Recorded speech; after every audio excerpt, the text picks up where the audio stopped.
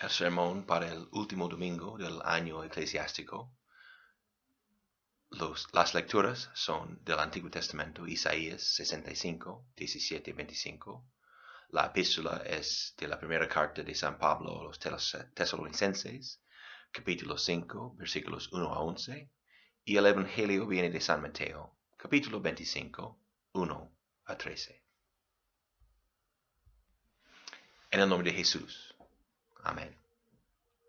El lobo y el cordero serán apacentados juntos, y el león comerá paja como el buey, y el polvo será el alimento de la serpiente. Hay una cierta falta de simetría en estas últimas líneas de nuestra lectura de Isaías. Primero tenemos dos parejas de enemigos naturales, el lobo y el cordero, y el león y el buey, convertidos en amigos compartiendo su alimentación. Pero en la tercera línea, la serpiente sola, sin compañero, recibe una comida no muy agradable. Es interesante que, casi al final de esta lectura, que es desde su inicio totalmente alegre y llena de promesa, viene esta nota disonante. ¿Por qué? Podría ser una respuesta simple, la realidad de que vivimos en un mundo caído. Aún después de nuestra conversión a ser creyentes bautizados, es imprescindible que, siendo todavía pecadores, sigamos oyendo las advertencias y amenazas de la ley de Dios. Por eso la palabra de Dios es dividida entre ley y evangelio. Por un lado, los requisitos y prohibiciones de Dios para nosotros, y por el otro, las promesas, las cosas que el Señor hace para salvarnos. Necesitamos oír la ley, no porque ahora podamos cumplirla y conseguir o aún mantener nuestro estatus como cristianos. No. Más bien, seguimos escuchando la ley de Dios para que nos demos cuenta de nuestra continua necesidad de la gracia de Dios en Cristo. Por lo tanto, oímos, junto con los tesalonicenses, la ley desde nuestra epístola. Pues los que duermen, de noche duermen, y los que se embriagan, de noche se embriagan. Pero nosotros que somos del día, hijos de la luz, seamos sobrios. Animaos unos a otros y edificaos unos a otros. También desde el Evangelio de San Mateo, con la parábola de los vírgenes esperando la llegada del novio, quien es Cristo, conocemos que es necesario velar por su venida sin parar. Velar y mantener nuestras lámparas llenas con la fe viviente. Pero esta última idea de Isaías 65, de la serpiente que solo va a comer polvo, es más notable por la gran alegría del resto del pasaje. Escuchad de nuevo. Porque he aquí, que yo crearé nuevos cielos y nueva tierra, y de lo primero no habrá memoria, ni más vendrá al pensamiento.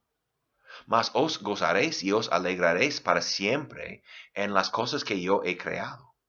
Me alegraré con Jerusalén y me gozaré con mi pueblo, y nunca más se oirán en ella voz de lloro, ni voz de clamor.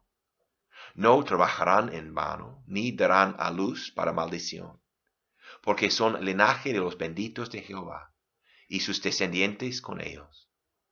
Y antes que clamen, responderé yo. Mientras aún hablan, yo habré oído. ¡Qué excelente! ¡Qué bonito! Los únicos recordatorios de imperfecciones vienen dentro de promesas de que nunca más sufrirán los fieles de Dios de estos problemas. Luego oímos, el lobo y el cordero serán apacentados juntos, y el león y el buey comerá paja, como el león comerá paja como el buey. Muy bien, la violencia de la naturaleza convertida en paz. Pero finalmente, y el polvo será el alimento de la serpiente. No afligirán ni harán mal en todo mi santo monte, dijo Jehová. Porque en la penúltima frase el Señor añadió esta maldición a la serpiente, cuando todo lo demás es de paz y la ausencia de mal. empieza por decir que nada del viejo mundo será parte del nuevo, ni aun la memoria. Pero seguramente esto de la serpiente parece algo de la creación anterior, porque está mencionada. ¿Es solamente que el Señor quería dar una patada al antiguo enemigo malvado? ¿O podría indicar algo más? Algo que concuerda mejor con el tema de alegría en todo el resto de la profecía.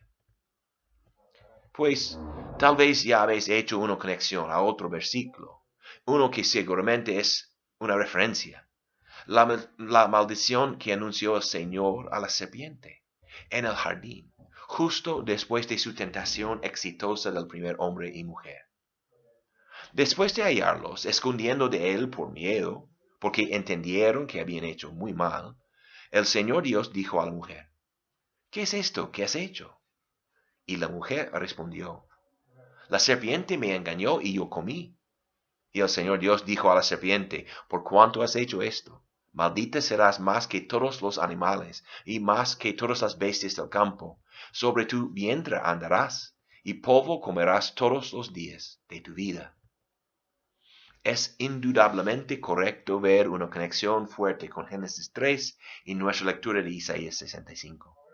Pero es solamente que el Señor, en medio de su profecía de los nuevos cielos y la nueva tierra, quisiera dar un recordatorio de que la serpiente, que era Satanás, sería castigada y nada más. Posiblemente. Pero ¿por qué insertar esto aquí, en este anuncio alegre del paraíso nuevo, donde la serpiente, el diablo, no vaya a estar presente? A ver. La maldición de la serpiente a comer polvo es un versículo famoso, pero no es la primera vez que la palabra polvo ocurre en Génesis. Antes, en capítulo 2, ya hemos oído del polvo, porque el Señor Dios formó al hombre del polvo de la tierra, y sopló en su nariz el aliento de vida, y fue el hombre un ser viviente. El polvo de la tierra es la masa de que Adán fue construido.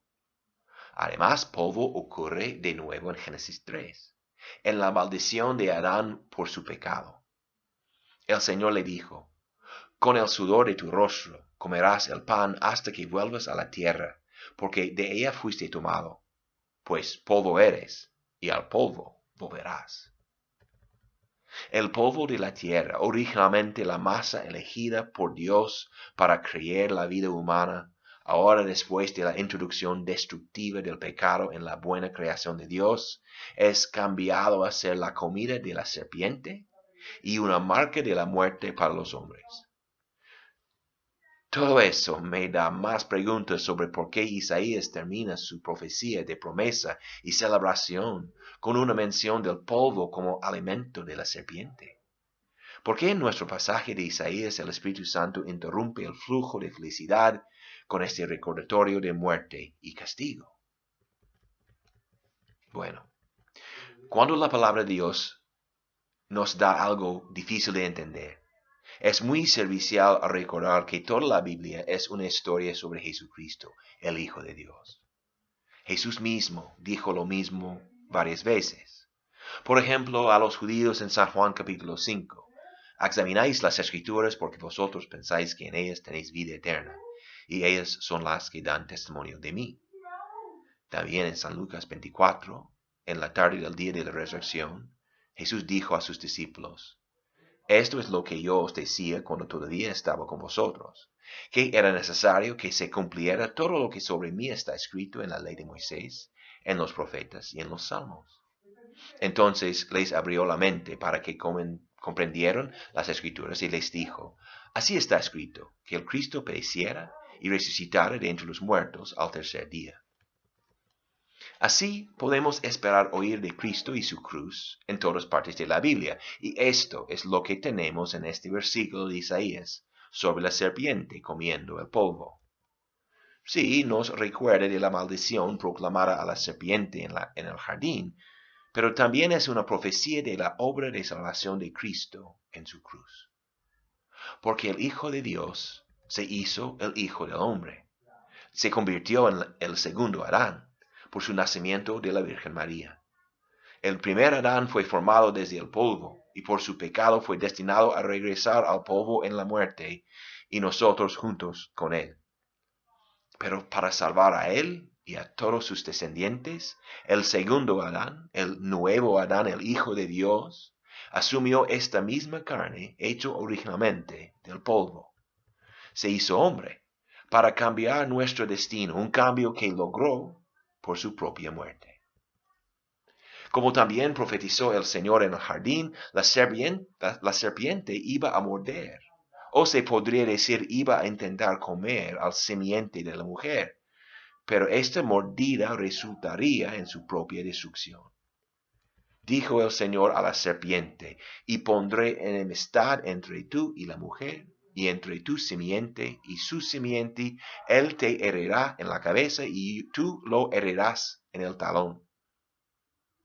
Por intentar comer el segundo Adán, Satanás precipitó su propia derrota eterna.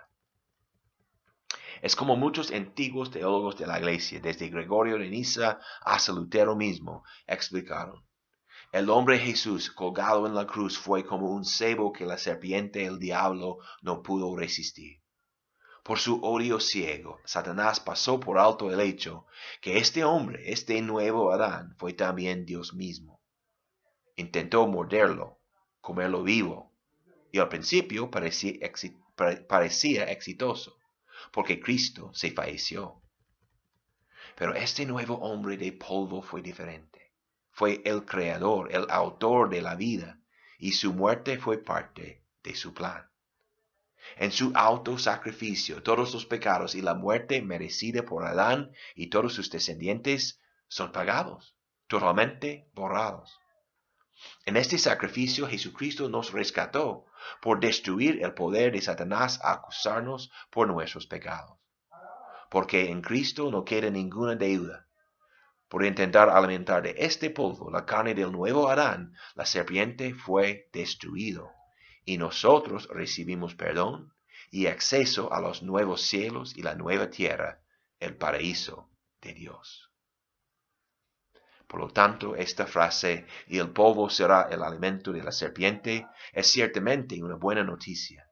Cabe perfectamente en este anuncio del puro evangelio de Isaías 65. Es cierto, todas las promesas del paraíso son nuestros, porque la serpiente tuvo polvo por su alimento. Y ahora, para mantenernos velando por su regreso, Él que ofreció su propio cuerpo para rescatar al mundo caído, nos alimenta con comida tan buena que es difícil describirlo adecuadamente. Por su palabra, verdadera comida para el alma, el Espíritu de Cristo nos convence, nos perdona, nos consuela, recordándonos cómo en nuestro bautismo hemos sido vestidos en la justicia de Cristo. Y en su cena, el mismo Jesús nos ofrece su propio cuerpo y sangre, una vez ofrecidos en la cruz y ahora glorificados a la diestra del Padre. Con su cuerpo y sangre Jesús nos limpia de cada mancha. Esta alimentación divina nos lleva por toda esta vida, hasta la vida eterna. Así somos vírgenes prudentes, bien preparados para saludar al esposo. Así somos hijos de la luz, preparados por su retorno, cuando con Jesucristo entraremos en el paraíso de Dios. Por lo tanto, oremos. Ven, Señor Jesús, ven. Amén.